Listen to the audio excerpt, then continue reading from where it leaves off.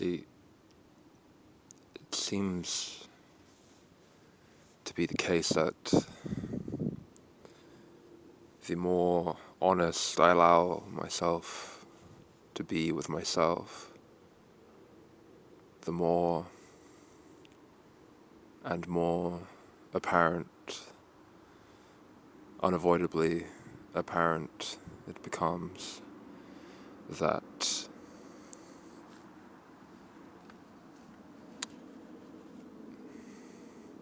not necessarily antinatalism and effilism itself, the concept, is ridiculous, but that the execution of said concept is ridiculous. It's farcical, it's absurd. And I don't mean by that the usual sort of logistical impracticality of it, of such things, the execution of such things. I mean more so the fact that one could even begin to make any concerted effort in that direction at all in the first place.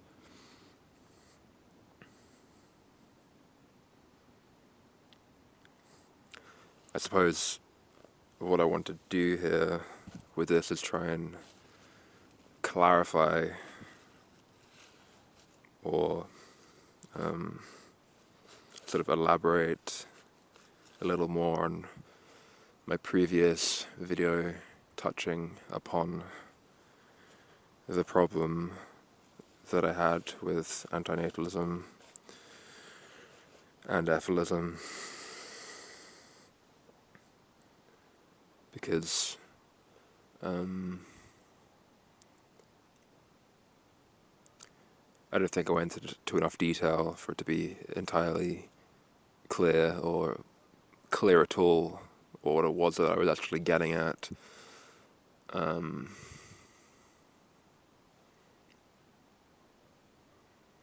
It was understood by one of the commenters anyway that it was an issue of morality being subjective, and that antinatalism, the description that it provides of reality that would require the prescription of antinatalism to be implemented, is not objective. And sure, I mean, that perhaps is a part of it, to some degree at least, of my problem, but it's more, I guess, amorphous than that. It's less tangible. It largely concerns this issue of, and of course I've already spoken about this somewhat in other videos about language and the limitations of human cognition, of human perception, the fact that it is so very lacking in what it's able to really garner of any of this. There's so much that is unknown, that is unknowable, entirely unknowable perhaps to us.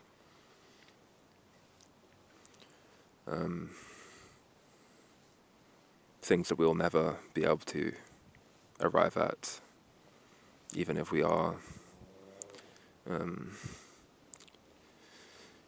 scientific progress and so on proceeds to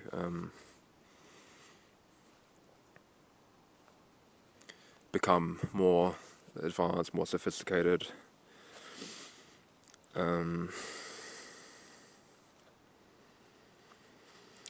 So that is part of my issue.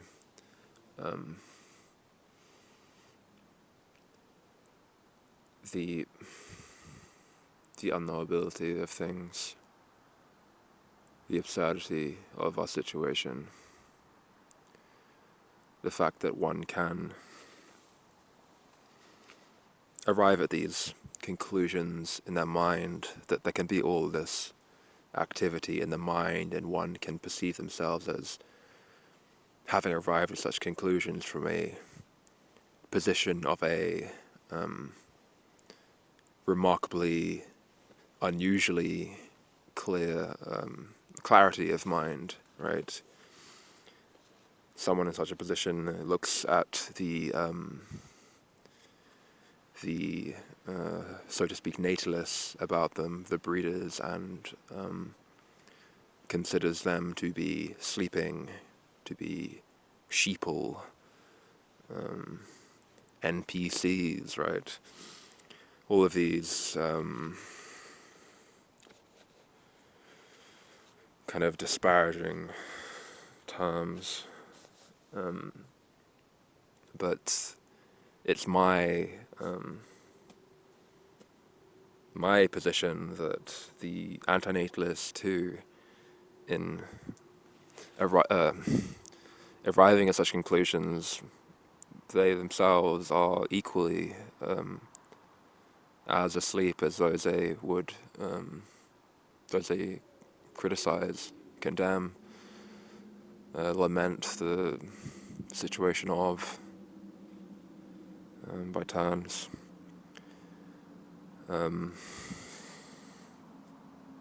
The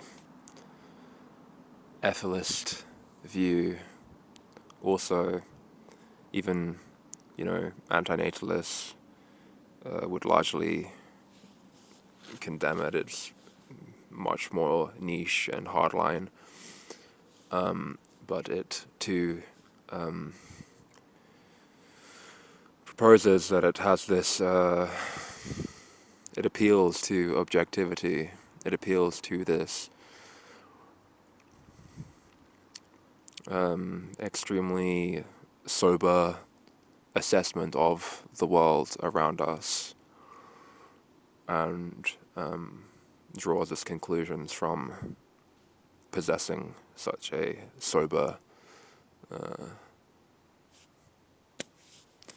analysis, right? Believes that it has this ability to have this macro view of the totality of all perceivable reality, but really it's incredibly myopic. It's this this drama that you're playing out within your own mind. It's a shadow play.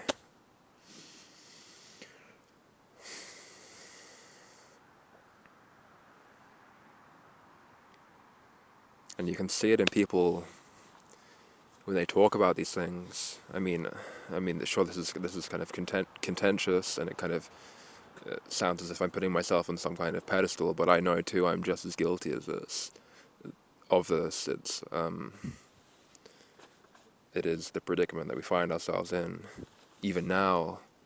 Though I try to avoid it, I know that I'm just, as I was going to say, in this sort of stupor-like state. I'm not entirely conscious and aware. I'm lost in my own dreaming.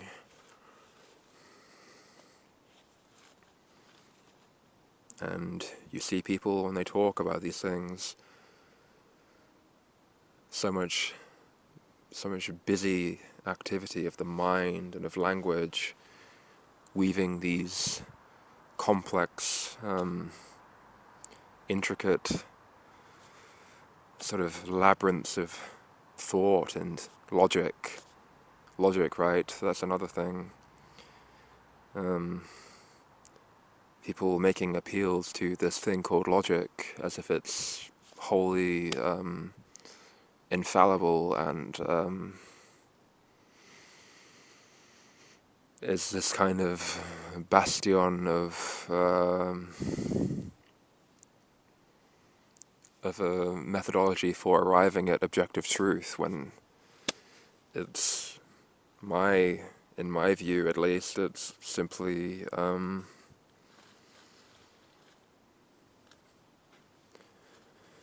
it's just another one of humanity's tools, and it produces what seem to be reliable and consistent results, enough so that it can be looked upon as being a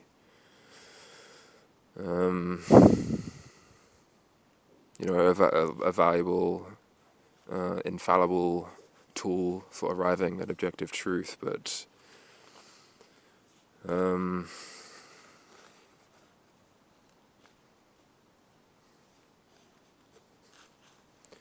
it's just another figment of this dreaming, basically, I would say.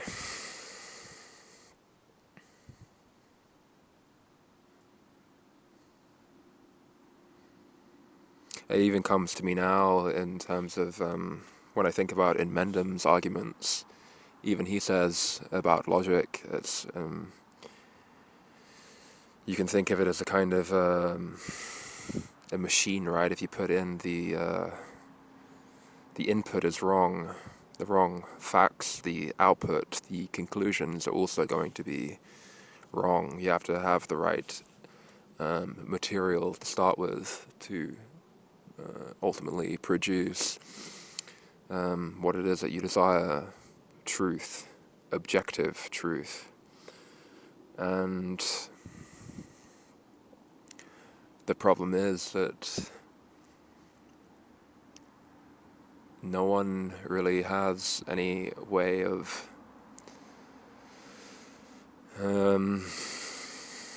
putting in the right inputs. Everyone's inputs are different.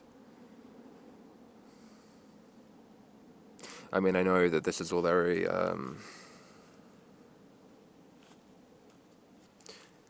maybe I'm being a little bit too reductive here, say, but I mean, try and perhaps look at the gist of what I'm saying. Try and find the kernel of the point, because I do think what I'm saying has some validity. I'm just not necessarily articulating it as satisfactorily as I would like to.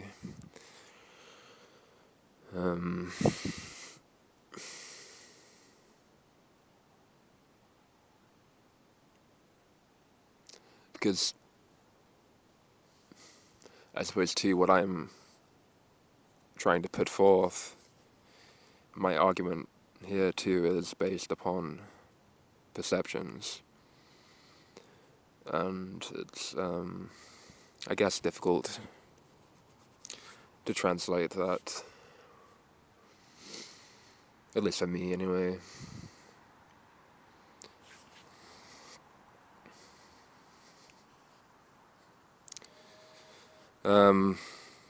But I keep digressing, I realize, or going off to make another point when I'm in the middle of making a previous point. So it's kind of a mess already, but yeah.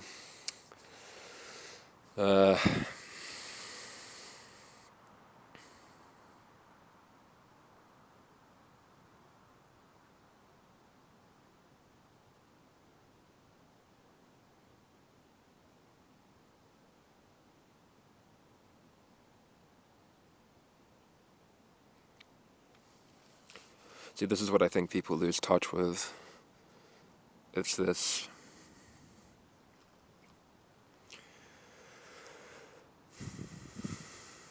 being able to just sit and silently confront this vast ignorance that is all about them, that is them, that is this complete lack of knowledge about anything at all. Anything at all.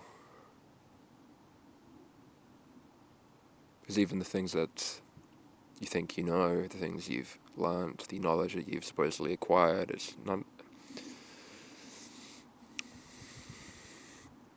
constructed of language. You're already as a result of that, at a remove from the immediacy of the thing that you claim to have knowledge about. It's a representation of the thing, which is, of course, not the thing.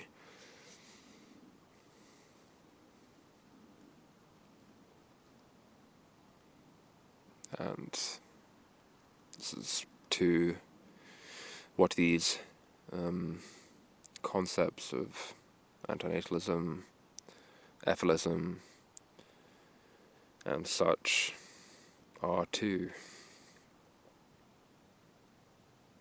It's this representational framework, and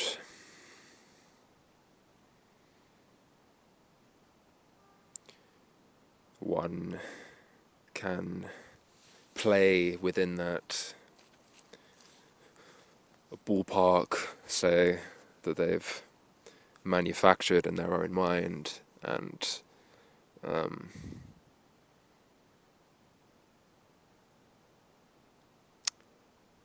make certain decisions within the context of that ballpark that seem appropriate.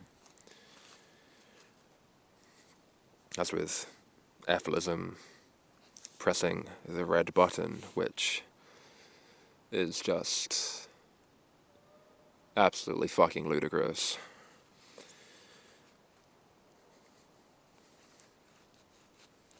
I mean, I can perfectly understand why people would perhaps come to that conclusion.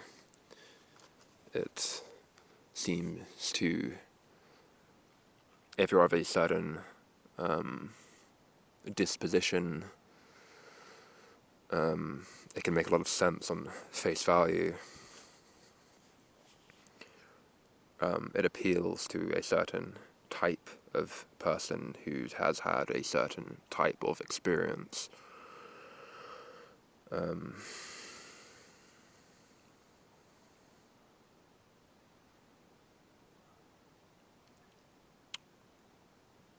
But it's like, good people like to hear good things about their bad habits, say, you know what I'm saying, maybe.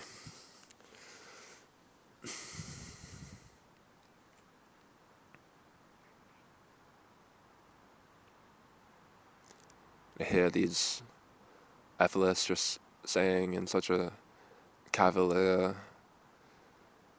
fashion how they would not even hesitate if they had such a red button in their possession to just push it and destroy all of this, as if, they have this bird's eye, objective, omniscient view, which they don't. It's completely absurd. I mean, sure, you can say, well, we made the best of what we did know. This is how the world appeared to us to be, to the best of our knowledge, and we acted accordingly. But I don't think that makes it justifiable.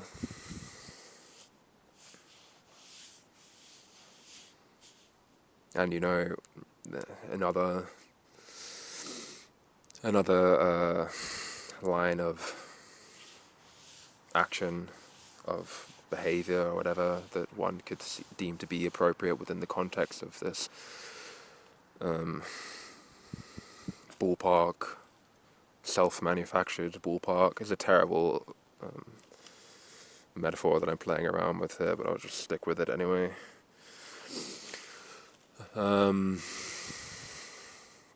Yeah, so another line of action that one could take within this manufactured ballpark is this pro-mortalism thing.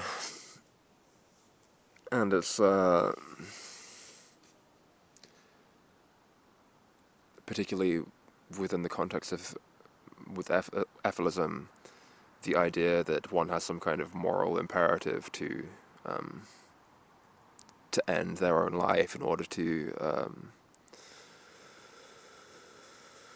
alleviate the suffering that will be done to others simply by the very perpetuation of their own existence.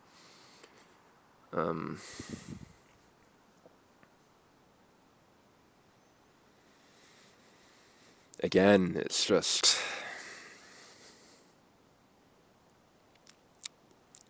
there isn't enough knowledge. One can't have enough knowledge about what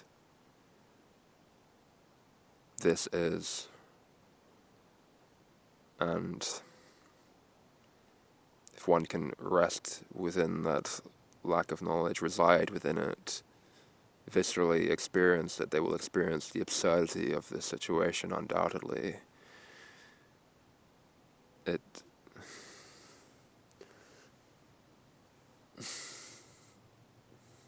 Yeah, I don't know.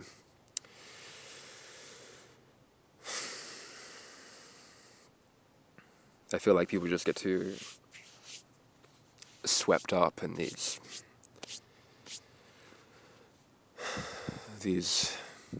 ballparks of the mind, believing that these representations, they have any real correlation to objective reality whatsoever. Lost in their own dreaming.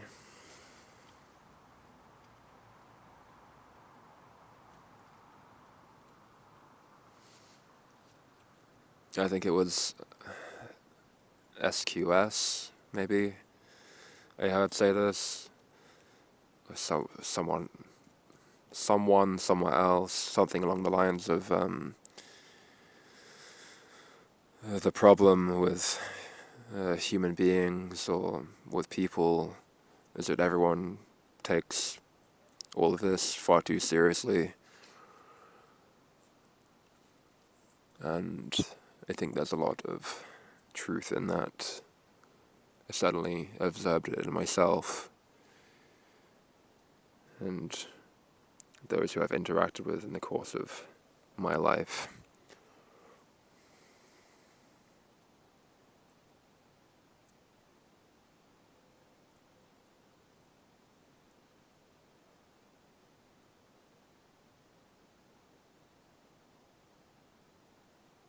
It's just necessary that one divorces himself at least slightly from the immediacy of experience. And then, and only then, I think, can it become a little bit clearer.